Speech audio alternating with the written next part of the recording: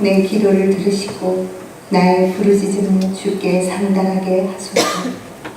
나의 괴로운 날에 주의 얼굴을 내게서 숨기지 마소서. 주의 귀를 내게 기울이사 내가 부르짖는 날에 속히 내게 응답하소서. 내 날이 연기같이 소멸하며 내 뼈가 숯같이 탔음이니이다. 내가 음식 먹기도 잊었으므로 내 마음이 풀같이 시들고 말라버렸사오며 나의 탄식 소리로 말미암아 나의 살이 뼈에 붙었나이다. 나는 광야의 올빼미 같고 황폐한 곳에 부엉이같이 되었사오며 내가 밤을 새우니 지붕 위에 외로운 참새 같으니이다. 내 원수들이 종일 나를 비방하며 내게 대항하여 미칠 듯이 날뛰는 자들이 나를 가리켜 맹세하나이다. 나는 죄를 양식같이 먹으며 나는 눈물 섞인 물을 마셨나이다. 주의 분노와 진노로 말미암으니라. 주께서 나를 들어서 던지셨나이다. 내 날이 기울어지는 그림자 같고 내가 풀에 시들어짐 같으니이다. 할렐루야. 아멘. 괴로운 날, 희망이 사라져서 더 이상 살아갈 힘이 없을 때, 지붕 위에 외로운 참새 같을 때, 눈물 섞인 물을 마실 때, 내 날이 기울어지는 그림자 같을 때 여호와 하나님 앞에 부르짖으시기를 바랍니다. 여호와 하나님께서 빈궁한 자의 기도를 들으시며 그들의 기도를 멸시하지 않고 응답해 주심을 믿으시기를 바랍니다. 모든 것이 잘 될 것입니다. 제가 꿈꾸는 교회가 있습니다. 제가 꿈꾸는 교회는 뜨겁게 기도하는 교회입니다. 모든 성도들이 예배실에 의자에 앉기만 해도 눈물이 나오는 교회, 마음껏 기도할 수 있는 그러한 분위기가 있는 교회를 꿈꿉니다. 120명이 마가의 다락방에 모여서 저녁 기도에 힘쓸 때 성령이 그 가운데 임하여 거기에 있는 모든 자들이 성령 충만함을 입은 것처럼 우리에게 모든 성도들이 뜨겁게 하나님 앞에 기도에 전혀 힘쓰게 될 때 주의 성령이 임하여 모든 성도들이 성령 충만함을 입고 용광로와 같은 교회가 되기를 꿈꿉니다. 오늘 본문의 배경을 먼저 말씀을 드리겠습니다. 여호와 하나님께서 오늘 본문을 담고 있는 에스겔 36장에서 이스라엘 백성들에게 축복하신 말씀입니다. 이 말씀은 당시 이스라엘 백성들에게 주신 말씀이지만 바로 수천 년이 지난 오늘 우리에게 이 말씀이 들려지는 것은 이 시간에 하나님께서 여기에 있는 우리에게 주시는 말씀인 줄 믿고 그 믿음으로 이 말씀을 받으시기를 바랍니다. 내 백성 이스라엘의 죄악으로 인해 내가 분노하며 이스라엘의 수치를 당하였지만 이제는 이방인이 자기들의 수치를 반드시 당하리라. 내 백성 이스라엘이 열매를 맺으리라. 내가 너희와 함께하리라. 너희 자녀와 사업을 번성하게 하리라. 맑은 물을 너희에게 뿌려서 너희를 모든 더러운 것과 우상 숭배에서 정결하게 하고 새 영을 너희 속에 두고 새 마음을 너희에게 주되 너희 육신에서 굳은 마음을 제거하고 부드러운 마음을 줄 것이며 내 영을 너희 속에 두어 너희로 내 율례를 행하게 하여 너희가 내 백성이 되고 나는 너희 하나님이 되리라. 곡식을 풍성하게 하고 기근이 너희에게 닥치지 아니하게 할 것이며 나무의 열매와 밭의 소산을 풍성하게 하리라. 황폐한 땅에 에덴 동산같이 되게 하시고 나 여호와가 무너진 것을 건축하리라. 그리고 나서 오늘 본문에 등장하는 말씀이에요. 그래도 이스라엘 족속이 이같이 자기들에게 이루어지기를 내게 구하여야 하리라. 이 모든 회복과 축복의 말씀은 여호와 하나님이 말씀하신 것이기 때문에 반드시 그대로 이루어질 것입니다. 그래도 하나님께 구하라는 것입니다. 지금 너무 힘들어서 기도할 힘이 없는 분이 있으니까 그래도 하나님 앞에 기도하시길 바랍니다. 아무리 기도해도 기도의 응답이 없는 것 같으니까 그래도 하나님 앞에 기도하시기를 바랍니다. 하나님은 우리의 모든 필요를 아시고 우리를 도우실 것입니다. 그래도 하나님 앞에 구하시길 바랍니다. 예수님도 구하기 전에 너희에게 있어야 할 것을 하나님 너희 아버지께서 아신다고 말씀하셨어요. 우리가 구하기 전에 우리에게 있어야 될 것을 다 아시면서도 그래도 우리에게 구하라고 말씀하십니다. 구하여야 주시겠다는 것입니다. 오늘 본문 38절에 그 답이 나옵니다. 왜 하나님이 치사하게 알고 계시면 그냥 다 주시지 그것을 꼭 구해야만 주신다고 하셨는가? 바로 그것은 본문 36절에 그리한즉 그들이 나 여호와인 줄 알리라. 하나님이 당신이 말씀하신 대로 축복하시겠지만 그래도 기도하라고 하신 것은 하나님을 하나님으로 인정하라는 것입니다. 우리가 기도하는 중요한 이유는 하나님을 만나는 것입니다. 하나님은 우리에게 우리와 만나기를 원하시고 내가 너의 하나님이 된다는 것을 알려주길 원해요. 우리는 하나님 앞에 우리의 필요를 구하지만 하나님은 내가 하나님됨을 네가 알리라라고 우리에게 말씀하고 있는 것입니다. 그래서 우리에게 그래도 구하라고 말씀하시는 거죠. 기도의 동력을 얻기 위해서 기도가 주는 유익을 세 가지로 살펴보고 짧게 실제적인 기도의 팁을 두 가지로 드리도록 하겠습니다. 우리의 기도를 인도하시는 성령님께서 이 시간에 우리와 함께 하시기를 주님의 이름으로 축원합니다. 기도가 주는 유익 첫 번째는 기도는 힘입니다. 기도는 하나님의 마음을 움직이는 힘입니다. 사막에서 낙타가 새끼를 낳았습니다. 그 뜨거운 사막과 모래바람이 부는 그 사막 가운데서 새끼를 낳았는데 이 어미 낙타가 이 새끼가 젖을 먹으려고 오는데 발로 툭툭 치는 거예요. 그리고 젖을 먹이지 않습니다. 하루가 지나고 이틀이 지나도 먹이질 않아요. 3일째가 돼도 먹이질 않아요. 이 아기 낙타는 이제는 이제 비틀거리면서 쓰러지게 되었습니다. 그렇게 하는 이유는 이 어미 낙타가 그 황량한 사막 가운데서 젖을 물리게 되면 자기 영양분이 다 빠져나가서 자기도 어떻게 될지를 모르기 때문에 그 보호 본능 때문에 그 새끼이지만은 툭툭 치는 겁니다. 그 주인이 보다 못해서 그곳에 있는 슬기로운 노인에게 가서 이 자문을 구했어요. 이렇게 낙타가 새끼를 낳았는데 젖을 주지 않으니 어떻게 해야 좋을지 모르겠다고. 그랬더니 그 노인이 알았다 그러면서 마두검이라고 하는 악기를 연주하고 젊은 여인이 구슬픈 노래를 이 낙타를 어루만지면서 불러주게 됩니다.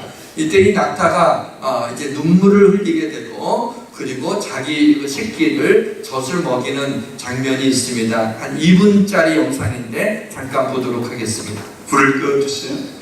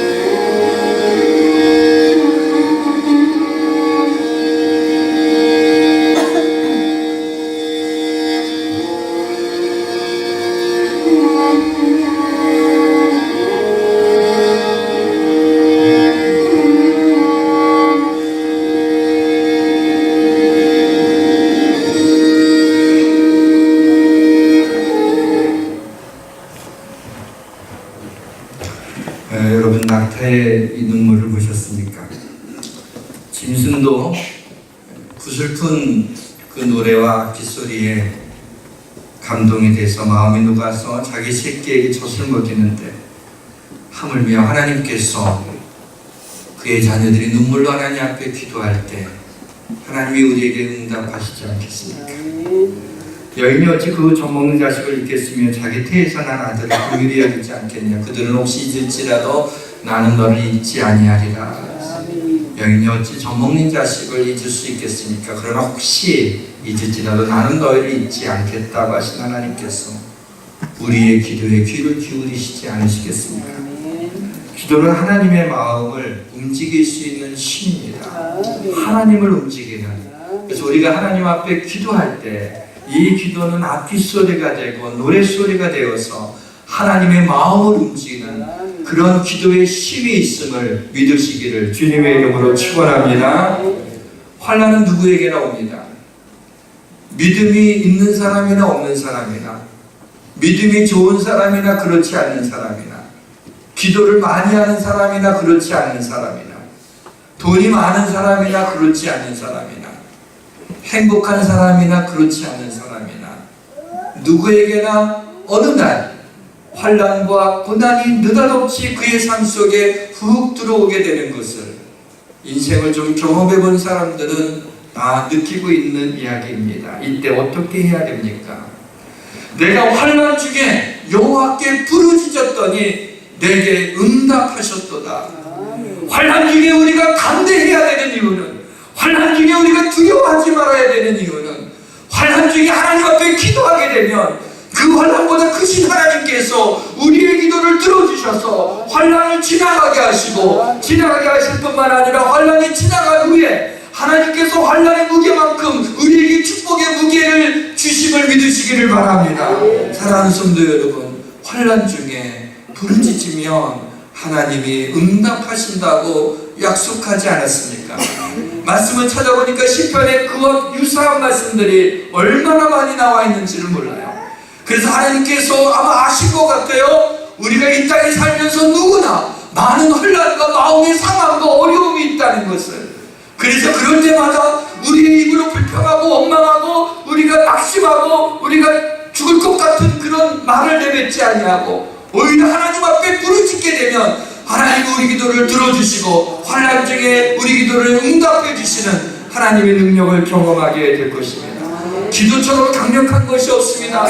기도처럼 힘이 되는 것이 없습니다. 바울과 실라가 옥에 갇히게 되었습니다. 이들이 한밤중에 맞은 자리가 쓰라리고 아프지만은 그들은 하나님을 찬양하고 기도하기 시작합니다. 그때 갑자기 지진이 일어나게 됩니다. 그리고 모든 사람의 메인 것들이 다 풀어지게 되고, 그리고 옥문이 열리게 되는 기적이 일어나게 되는 걸 볼 수가 있습니다. 사랑하는 성도 여러분, 우리가 맞은 자리가 아프고 우리가 갇혀 있을지라도 그 환난 중에 우리가 하나님 앞에 기도하기 시작하면은 우리의 기도소를 듣고 우리의 삶 속에 지진이 일어나서 우리의 매여 있는 것들이 다 벗겨지게 될 것이고 우리의 닫혀 있는 문들이 다 열려지게 될 것을 믿으시기를 주의 이름으로 축원합니다. 그래서 기도는 힘입니다. 여호와와 그의 능력을 구하십시오. 그의 얼굴을 항상 구하시기를 주님의 이름으로 축원합니다. 기도의 유익 두 번째입니다. 기도는 힘입니다. 쉬지 말고 기도하라는 말씀이 있어요. 이 말씀은 자칫 생각하면 기도는 쉬지 않아야 되는 것, 기도는 일이라고 생각하는 것처럼 잘못 들릴 수도 있습니다. 저는 가끔 아무도 없는 곳에서, 그 성전에서 하나님 앞에 기도하는 것을 좋아합니다. 왜냐하면 그 시간에 드리는 기도는 저에게는 쉼이에요. 성도들이 있을 때의 기도는 일처럼 느껴져요. 그런데 아무도 없는 성전에서 하나님 앞에 좀 마음이 힘들거나 아니면 말씀이 잘 이렇게 풀리지 않거나 준비하는데 그럴 때 하나님 앞에 나와서 하나님하고 이런저런 이렇게 하게 되면 하나님이 마치 그 큰 손으로 이렇게 안아주는 것 같은 그런 푸근함을, 마음의 평안함을 느끼게 됩니다. 때로는 아무 말도 하지 않고 그냥 하나님만 묵상할 때도 있습니다. 바로 기도는 쉼, 저에게 있어서는 참 기도 없이 어떻게 쉴 수 있을까라는 그런 마음을 갖게 합니다. 기도는 십자가 그늘에서 쉬는 겁니다. 찬송가 415쪽에 보면 십자가 그늘 아래 나 쉬기 원하네, 이런 찬송이 있어요. 십자가의 그늘이 어디입니까? 십자가의 그늘은 바로 그 십자가에 달리신 예수 그리스도의 이름으로 기도하는 자리가 십자가의 그늘입니다.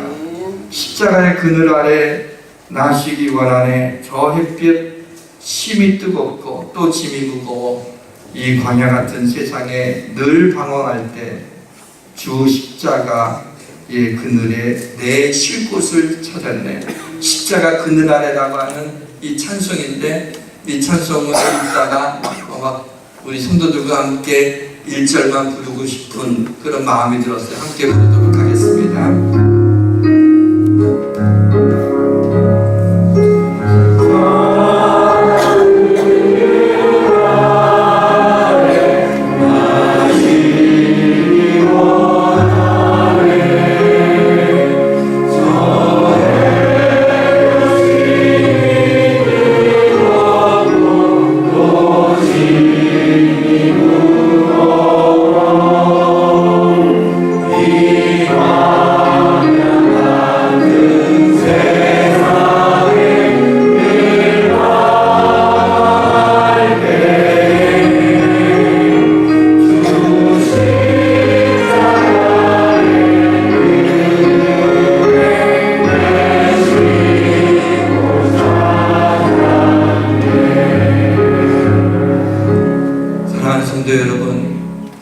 장렬하는 태양빛 앞에서 타는 목마름으로 비틀거리며 광야와 같은 인생길을 가고 있는 분들이 있습니까? 지존자의 은밀한 곳에 거주하며 전능자의 그늘 아래 사는 자여, 나는 여호와를 향하여 말하기를 그는 나의 피난처시요 나의 요새시요 내가 의뢰하는 하나님이라 하리니. 전능자의 그늘 아래 사는 자가 누구입니까? 같은 시편 91편 15절에서 그 답을 주고 있습니다. 그가 내게 간구하리니 내가 그에게 응답하리라. 하나님께 구하는 자가 전능자의 그늘 아래 있는 자입니다. 사랑하는 성도 여러분, 피곤하고 지칠 때 기도하심으로 십자가의 그늘에서, 전능자의 그늘에서 쉼을 얻으시기를 주님의 이름으로 축원합니다. 셋째로, 기도는 낙입니다.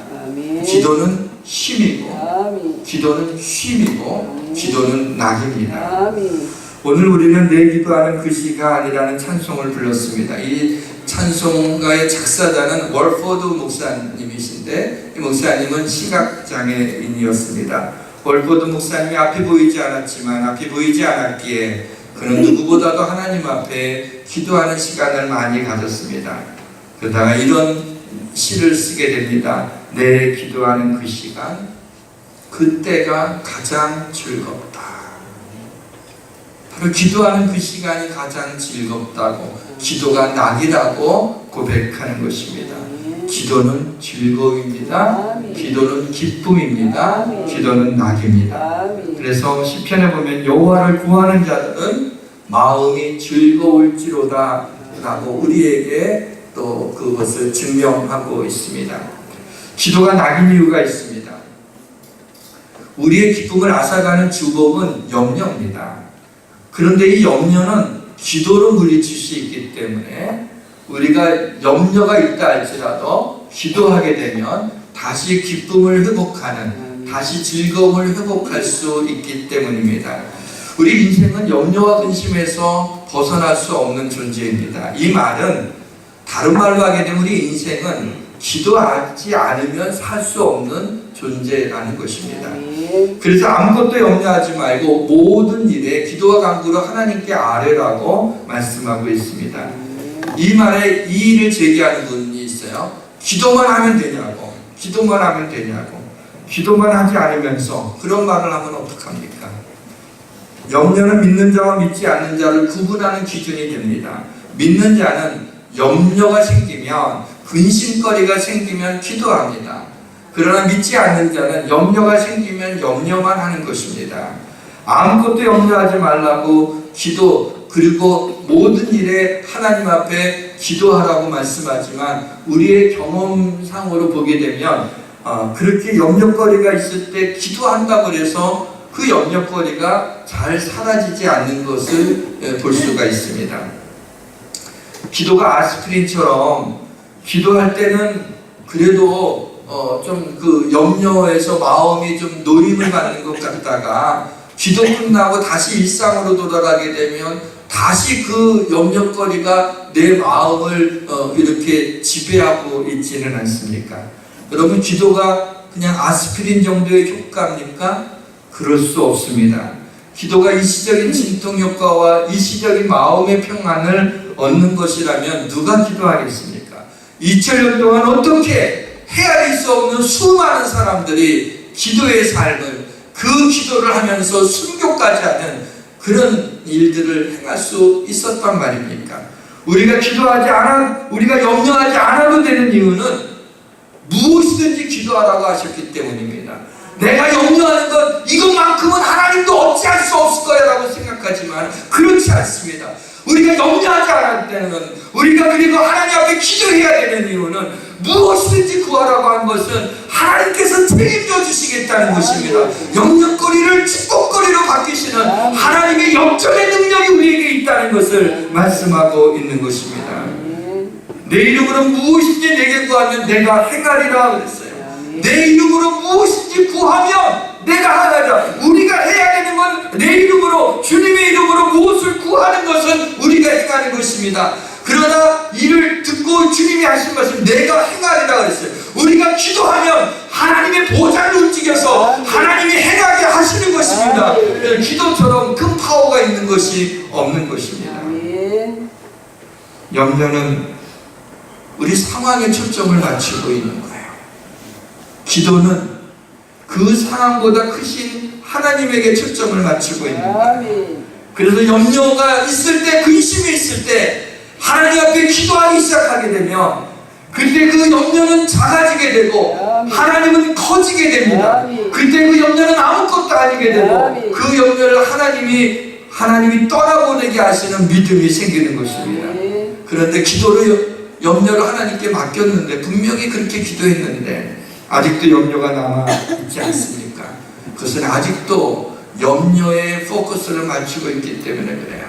내가 하는 그 염려를 가지고 기도하는데 염려가 커지면 안 돼요.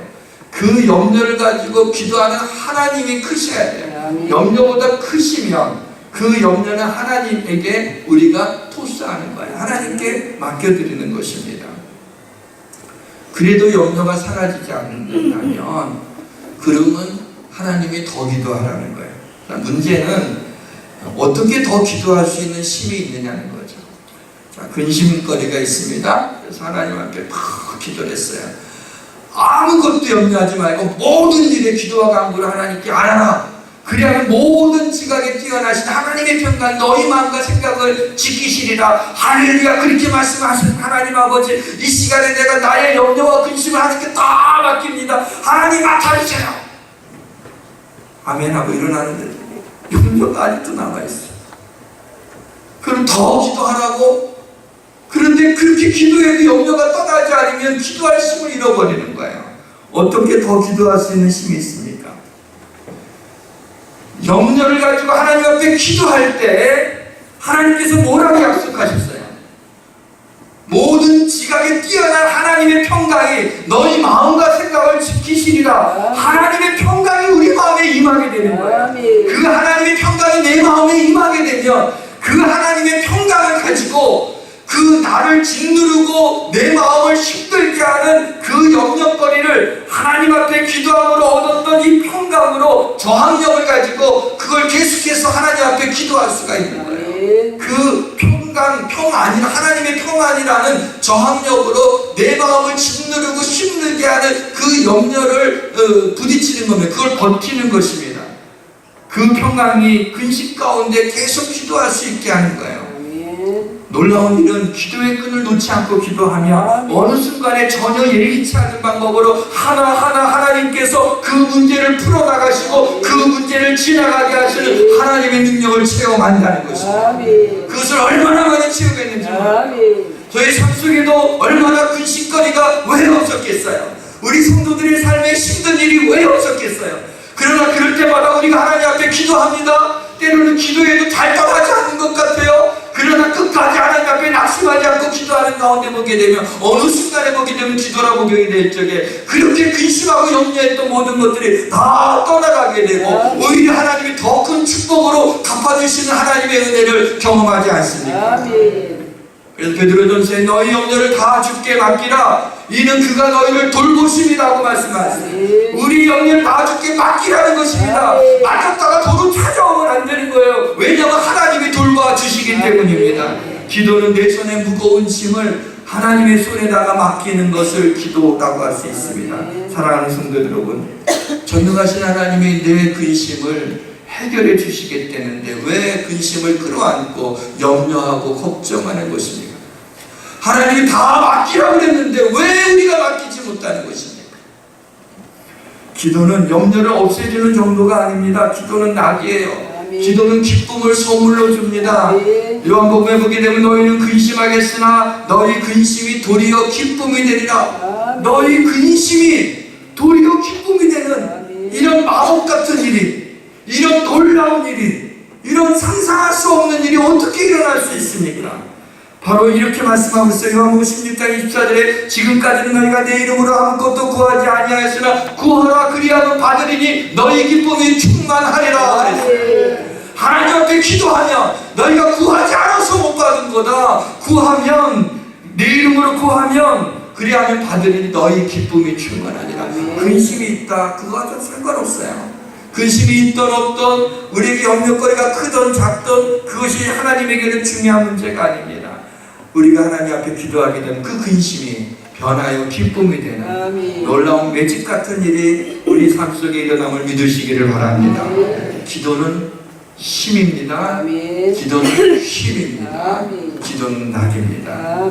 어떻게? 그럼 이와 같은 기도 생활을 실제적으로 우리 삶 속에 그래서 기도해야겠구나. 그리고 안 해요. 그래서 날마다 성령으로 뜨겁게 기도하고 쉬지 않고 기도하고 믿음으로 구하고 이런 얘기 내가 20몇 년 해봤지만 잘 안 되더라고요.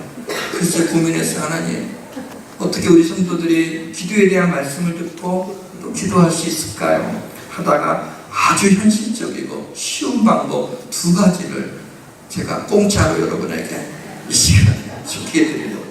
첫째는 more cry, more long 그랬어요.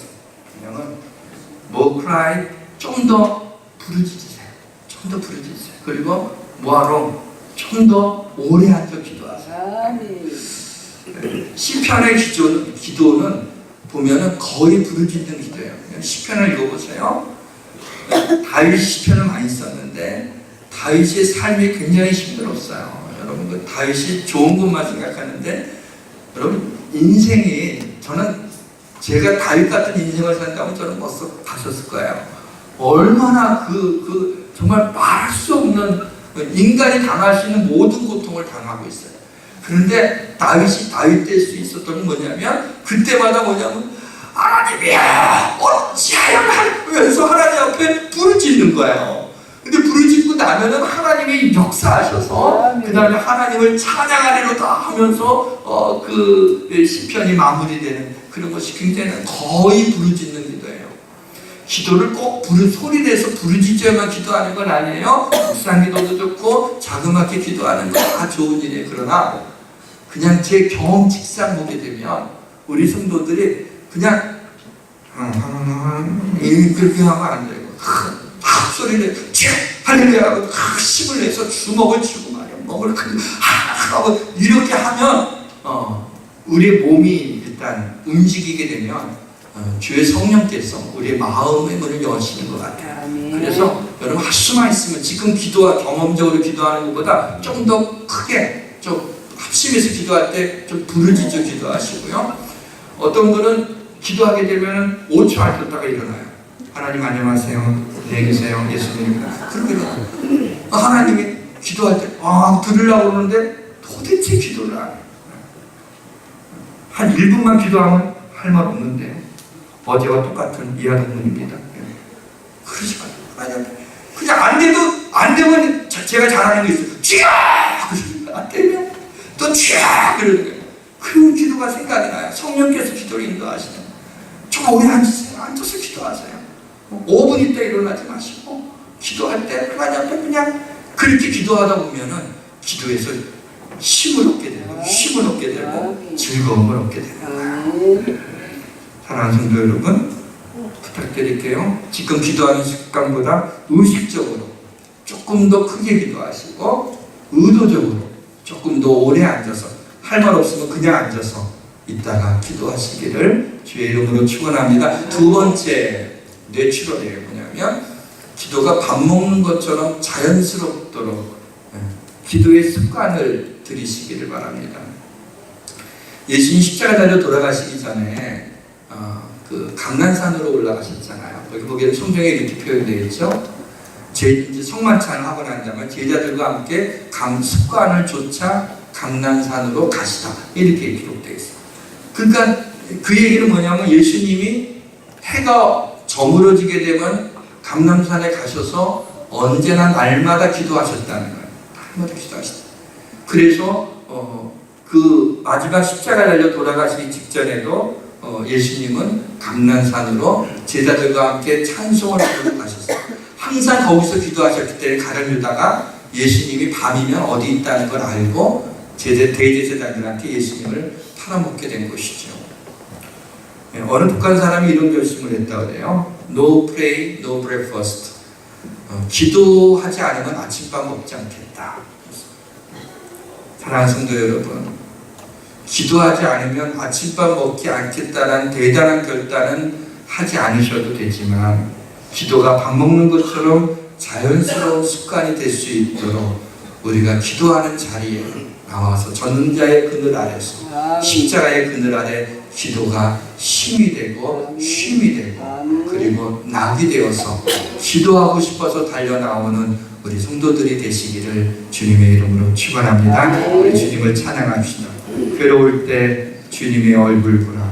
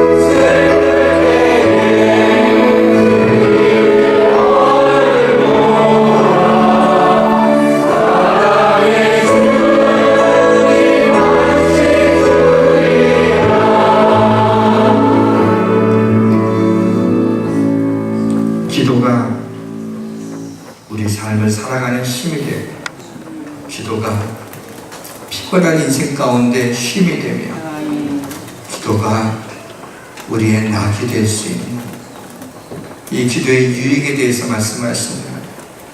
그래서 내 이름으로 무엇을 구하든지 응답하겠다고 약속하시는 주님, 그 약속을 믿고 이제 하나님의 자녀로 부르심을 받은 저희들이 기도하는 일에 힘쓰려고 합니다.